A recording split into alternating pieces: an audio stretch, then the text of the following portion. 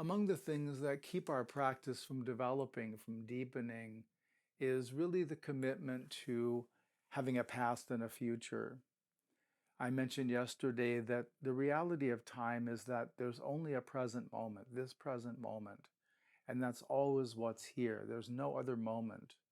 But everything is contained in this moment. The past and the future are all here too.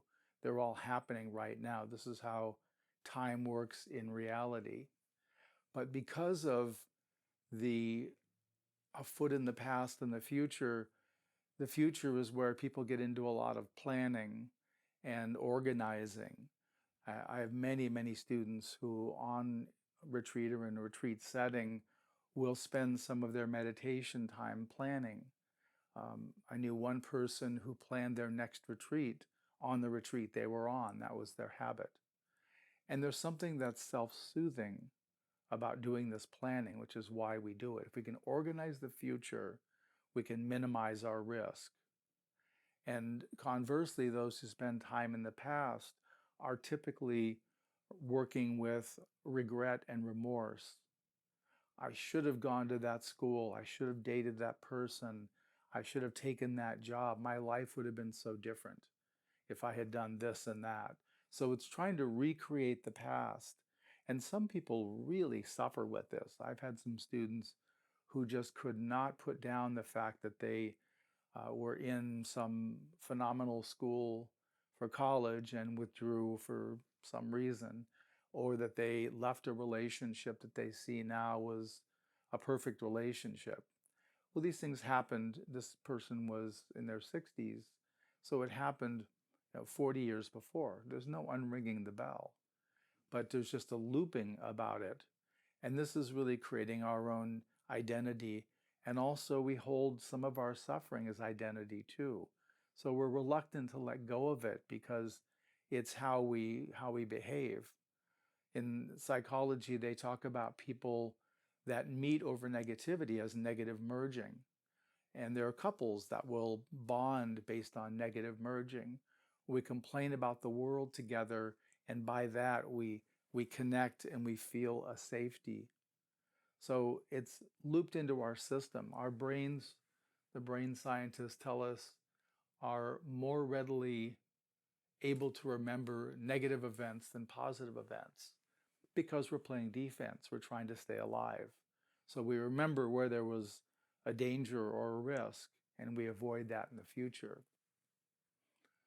The manifest functioning of the Absolute contains pure love and unconditioned, unlimited love. So it's a love.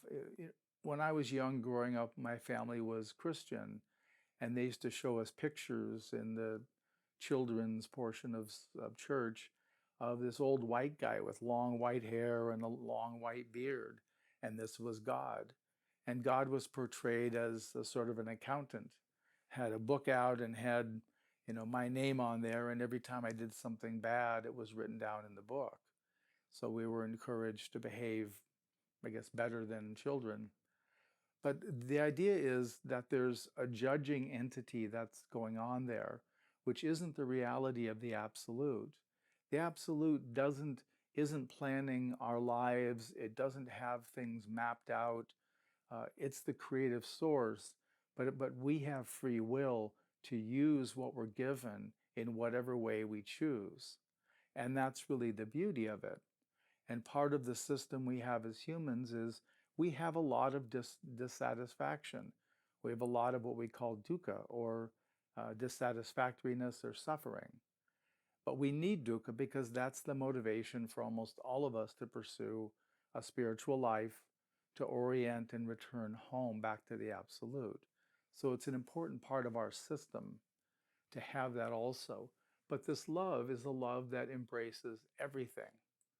And it differentiates. We practice innate goodness. That's one form of its expression. The Brahma Viharas, equanimity, sympathetic joy, compassion, and unconditioned love are all qualities of the Absolute, of the pure love. And also pure presence. So presence, really the beingness of the Absolute, the here-ness, the immediacy, the nowness, just now. That sense of the importance of this moment. That's the expression of the of presence. And then there's pure awareness, which I mentioned yesterday. And this is awareness without concept.